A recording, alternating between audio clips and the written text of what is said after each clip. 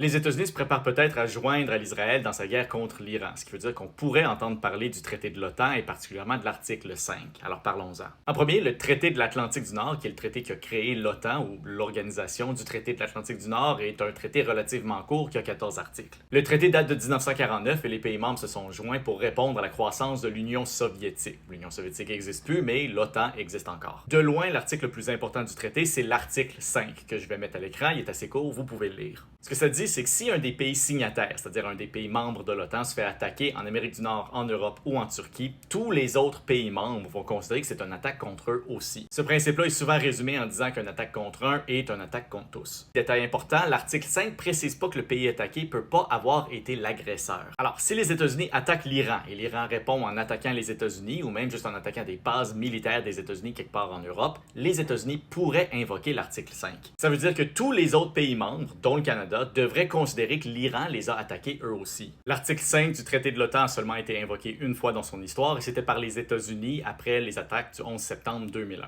Le résultat, ça a été 13 ans de guerre en Afghanistan. Maintenant, l'article 5 voudrait pas dire qu'on tomberait nous aussi immédiatement en guerre contre l'Iran. C'est parce que l'article 5 exige juste que les autres pays membres prêtent assistance au pays qui a été attaqué. Le traité définit pas c'est quoi de l'assistance, alors en théorie, ça pourrait être aussi simple que juste prêter de l'équipement ou envoyer du personnel médical. Chaque pays a le droit de déterminer par lui-même la nature de son assistance. Mais il y a des implications géopolitiques un peu plus importantes que ça, parce que, par exemple, l'Iran et la Russie sont des pays relativement proches. Alors ça pourrait avoir des conséquences, par exemple, sur la guerre en Ukraine. Et aussi, avec tout le matériel militaire que les États-Unis envoient au Moyen-Orient en se préparant pour la peut-être guerre là, la Chine pourrait utiliser l'opportunité pour essayer de tester les défenses de Taïwan, qui, elle aussi, dépend beaucoup de l'appui militaire des États-Unis. Alors, on est en train de vivre un moment compliqué et un peu inquiétant pour la stabilité géopolitique du monde. Gardons un œil là-dessus.